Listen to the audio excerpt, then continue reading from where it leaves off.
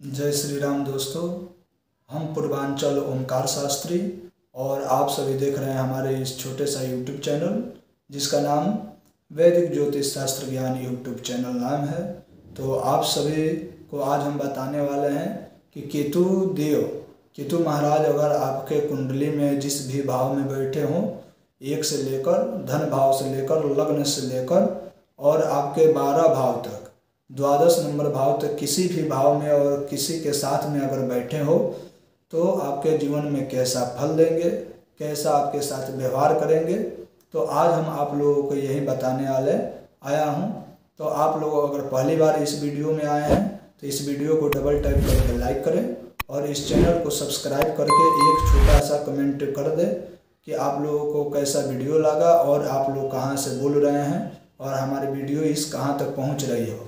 तो आप लोग कमेंट करके ज़रूर बताएं। और वीडियो के लास्ट में आप लोग जिनको भी अगर कुंडली बनवानी हो या कुंडली दिखवाना हो वह लोग यहाँ पर से फ्री में कुंडली बनवा सकते हैं और वीडियो को लाइक करके और चैनल को सब्सक्राइब करके आएंगे, फिर उनका कुंडली फ्री में बनाया जाएगा और फ्री में देखा जाएगा। और इसी वीडियो के लास्ट में डिस्क्रिप्शन में नंबर को दे दिया जाएगा जो कि आप लोग वहाँ से वीडियो को डिस्क्रिप्शन से ले सकते हैं। ठीक है, तो चलिए आइए इस वीडियो को हम लोग शुरू करते हैं। तो सबसे पहले अगर हम बात करें कि केतु देव अगर पहले भाव में यानी तन भाव में अगर आपके साथ में बैठे हो केतु देव और उनके साथ में अगर कोई शुभ ग्रह नहीं हो, कोई पाप ग्रह का दृष्टि नहीं पड़ रही हो, तो आपके साथ कैसे व्यवहार करेंगे सबसे पहले ये जान जाइए। तो अगर केतु देव अगर आपके किसी भी जातक के किसी भी जन्म कुंडली के लग्न में बैठे हो तो ऐसा जातक आपके जीवन में आपके साथ में सबसे ज़्यादा वह अपने बारे में सोचता है। सबसे पहले अपने बारे में सोचता है कि हमें ज़्यादा प्रसन्नता हो, हमें ज़्यादा खुशी मिलती रही हो और अपने उच्च के आगे की क्रम में बढ़ने को ज़्यादा कोशिश ऐसा जातक करता है। लेकिन कब जब किसी उनके साथ में कोई पाप ग्रह नहीं बैठे हों और शुभ ग्रह के साथ या शुभ ग्रह के दृष्टि पड़ने से ऐसा जातक सबसे ज़्यादा अपने बारे में ज़्यादा सोचता है। उसके बाद अगले नंबर आता है द्वितीय भाव जिसका नाम धन भाव है और यह द्वितीय भाव सबसे अच्छा भाव भी माना गया है कुंडली में। ऐसा अगर किसी भी द्वितीय भाव में अगर बुध देव के साथ में अगर केतु देव हो और बुध देव उच्च का हो तो इसमें सबसे ज़्यादा वो भी प्रसन्न रखते हैं। बुध देव उनके बुद्धि में विकसित करते हैं और नौकरी का भी पंचम भाव से इनका ज़्यादा सहयोग मिलता है। अगर बुध के साथ द्वितीय भाव में अगर कुंडली में आपके केतु देव बैठे होंगे तो सबसे ज़्यादा यहाँ पर भी आपको प्रसन्न रखेंगे। लेकिन ऐसा पैसा कमाने में भी यह ज़्यादा आपको मदद मिलाएगा। केतु देव अगर साथ में बैठे हो और शुक्र देव की दृष्टि पड़ रही हो तो ऐसा जातक पैसा बहुत कमाता है और उनके पास पैसा भी बहुत रहता है। उसके बाद अगर हम बात करें तृतीय भाव की, जो कि तृतीय भाव भी सबसे अच्छा भाव माना गया है अपने परिवार, अपने घर और अपने के लिए, माता के लिए भी यहाँ से देखा जाता है कि अगर केतु देव अगर कोई पाप ग्रह का दृष्टि नहीं पड़ रहा हो और शुभ ग्रह साथ में भी अगर नहीं हो, गुरु साथ में हो तो भी चलेगा। लेकिन अगर पाप ग्रह का दृष्टि नहीं हो और पाप ग्रह साथ में नहीं बैठे हो और सिर्फ केतु अगर भी बैठे हैं तो ऐसा जातक के कुंडली में केतु देव भाई बहन और माता पर सबसे ज़्यादा चिंता और सबसे ज़्यादा उनका मने परेशानी का हल करने वाला ऐसा जातक होता है। उसके बाद अगली नंबर भाव में बढ़ते हैं जिसका नाम चतुर्थ भाव है। चतुर्थ भाव भी सबसे अच्छा माना जाता है। चतुर्थ भाव से भी माता का देखा जाता है और अपने घर परिवार के बारे में भी यहाँ से जाना जाता है। तो उसके बाद अगर हम बात करें चतुर्थ भाव के, तो चतुर्थ भाव में अगर आपके केतु बैठे हैं, केतु देव अगर बैठे हैं चतुर्थ भाव में तो ऐसा जातक अपने घर से ज़्यादा प्रेम करेगा और अपने माता से सबसे ज़्यादा प्रेम करेगा। उनके लिए, माता के लिए तृतीय भाव में तो भाई बहन के लिए अपने जान दे सकता है। जैसे उनके ऊपर ज़्यादा चिंतित रहता है वैसे ही चतुर्थ भाव में अगर केतु देव बैठे हो और साथ में सूर्य देवता बैठे हो या सूर्य उच्च का हो या सूर्य देवता की दृष्टि पड़ रही हो तो ऐसा जातक अपने माता के बारे में ज़्यादा सोचता है। अपने बारे में थोड़ा कम सोचेगा, लेकिन अपने माता के बारे में सबसे ज़्यादा सोचता है। उसके बाद अगर हम बात करें अगली नंबर भाव की, जिसका नाम पंचम भाव है, और पंचम भाव सबसे सुंदर भाव माना गया है। कुंडली में अगर त्रिकोण है, त्रिकोण में अगर केंद्र के स्वामी अगर त्रिकोण में बैठ जाते हैं, जैसे पंचम भाव में बैठते हैं, उसके बाद नवम भाव में बैठते हैं, उसके बाद लग्न में अगर बैठ जाते हैं, तो ऐसा जातक सबसे अच्छा और सबसे सुंदर होता है।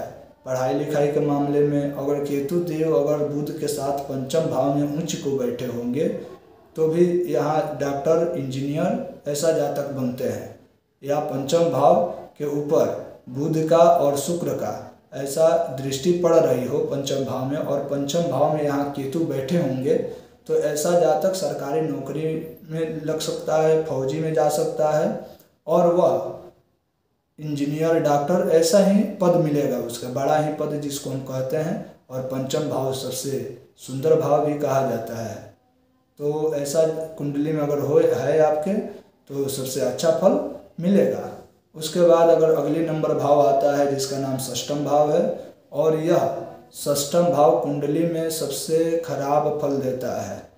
षष्ठम भाव, अष्टम भाव और उसके बाद द्वादश भाव, अगर ये तीन भाव में अगर केतु देव बैठे हो और पाप ग्रह की दृष्टि पड़ रही हो, अशुभ ग्रहों की दृष्टि पड़ रही हो, या साथ में पाप ग्रह नीच के बैठे हों, या शुभ ग्रह भी बैठे हों, अगर कमजोर हो, तो ऐसा जातक हरदम मौत से ही खेलता रहता है, अपने दुश्मनों से परेशान सबसे ज़्यादा रहता है।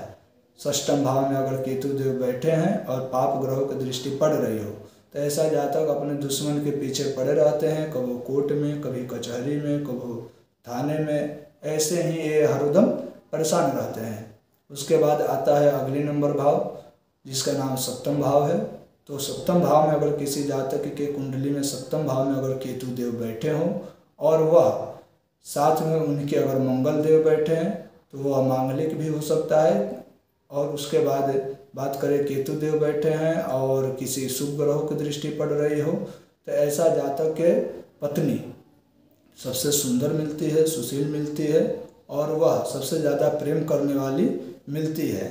और ऐसा जातक के साथ में अगर बुध देव बैठ जाते हैं केतु देव के साथ और उच्च में रहते हैं, और बुध देव का दृष्टि अगर पड़ जाती है, तो ऐसा जातक हरदम अपने प्रेमिकाओं के साथ में फंसने या ज़्यादा गलत व्यवहार करने वाले हो जाते हैं। लेकिन अगर ऐसा जातक जो कोई सूर्य देव बैठे हो या कोई अच्छा ग्रह बैठे हो, तो यह इनकी सबसे सुंदर और सबसे माने पत्नी प्राप्त होती है। उसके बाद अगला नंबर आता है जिनका नाम अष्टम भाव है। तो पहले ही आपको बताए हैं कि 6 नंबर भाव यानी षष्ठम भाव, अष्टम भाव और द्वादश भाव, ये 3 भाव में अगर केतु देव बैठे हैं, तो यह जातक अपनी ज़िंदगी में कभी भी प्रसन्न या कभी भी खुशी नहीं हो सकता है। तो अगर अष्टम भाव में केतु देव अगर आपके बैठे हों, शुभ ग्रहों की दृष्टि नहीं पड़ रही है, पाप ग्रह साथ में हो या पाप ग्रहों की दृष्टि पड़ रही हो, या शुभ ग्रह नीच के होकर बैठे हैं अष्टम भाव में, तो ऐसा जातक अपने हरदम मृत्यु से झुंझता है। और साथ में अगर इनके शुभ ग्रह बैठे हों और उच्च का बैठे हों, केतु देव साथ में हो, तो ऐसा जातक तंत्र मंत्र की सिद्धि में ज़्यादा रहता है, जादू टोना ये सब सीखता है। तो भी ये हरदम परेशान ही रहता है, लेकिन तंत्र मंत्र की सिद्धियाँ के लिए हरदम परेशान पीछे पड़ा रहता है। उसके बाद आता है अगर आपके कुंडली में नवम भाव। तो नवम भाव त्रिकोण में भी आता है, जो कि पहले ही आपको बताए हैं। 1 नंबर, लग्न और पंचम और नवम भाव। इस भाव में अगर किसी जातक के कुंडली में अगर केतु देव बैठे हो, तो वह जातक अपने माता पिता गुरु और इनसे सबसे ज़्यादा प्रेम करने वाला होता है। और गुरुदेव इनके साथ में बैठे हो, तो गुरु के लिए यह जान भी दे सकता है। और उसके बाद पिता के लिए भी, पिता का बात सबसे ज़्यादा मानेगा यह जातक, और अपने माता का भी बात साथ में मानेगा। तो ऐसा जातक सबसे अच्छा और सबसे सुंदर फल देने वाले अगर केतु देव नवम भाव में बैठे हो, शुभ ग्रह के साथ में बैठे हो, नीच ग्रहों की दृष्टि नहीं पड़ रही हो, या शुभ ग्रह बैठे हो और नीच का नहीं हो, तो ऐसा जातक और बुध देव साथ में बैठे हो तो बुद्धिमान और सबसे ज़्यादा होता है। उसके बाद आता है दसम नंबर भाव। दसम नंबर भाव से यह देखा जाता है जातक के कि जातक अपने बारे में, अगर केतु देव दसम भाव में बैठे हैं और उसके बाद वह जातक के ऊपर शुभ ग्रह साथ में हो या कोई भी अगर ग्रह नहीं है साथ में, तभी भी वह जातक अपने प्रसिद्धि, अपने बारे में, अपने को जानने को सबसे ज़्यादा इच्छा करता है और वह सोचता है कि हमारा नाम दूर दूर तक हो।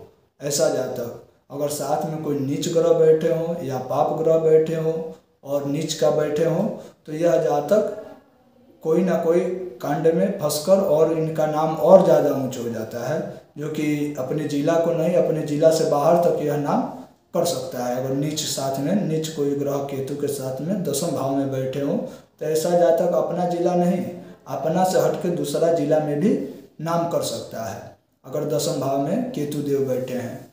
उसके बाद आता है आपका एकादश भाव, जो कि कुंडली में सबसे ज़्यादा एकादश भाव का भी माना जाता है।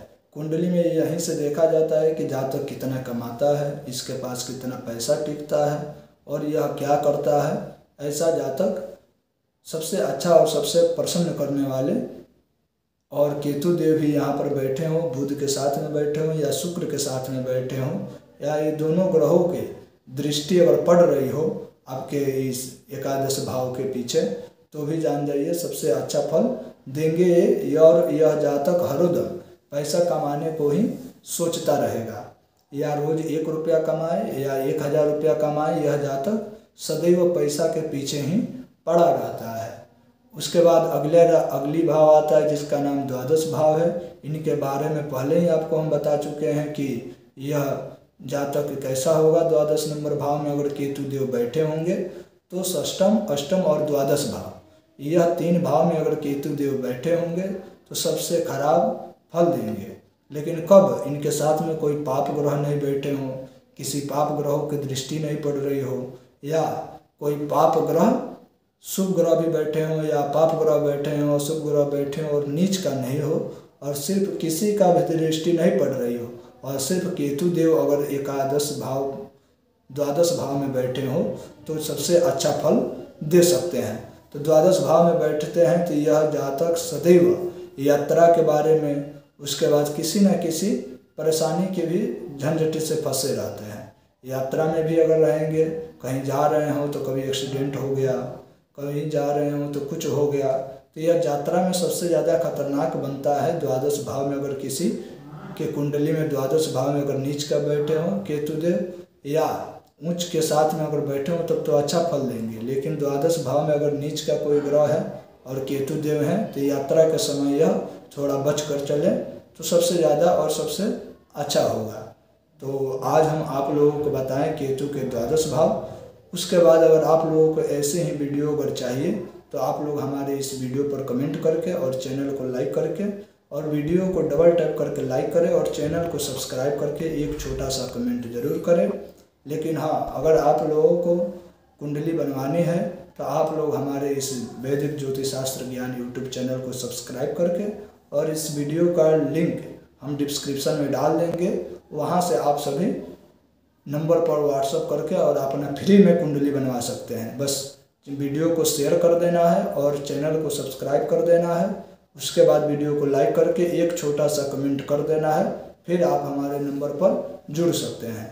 ठीक है, तो फिर मिलते हैं अगली वीडियो में, और आप लोगों को जैसी भी जानकारी चाहिए वह जानकारी आपको कमेंट करने पर भी मिल जाएगा। तो फिर अगली वीडियो की ओर हम चलते हैं। जय श्रीमन नारायण, जय श्री राधे कृष्णा, हर हर महादेव।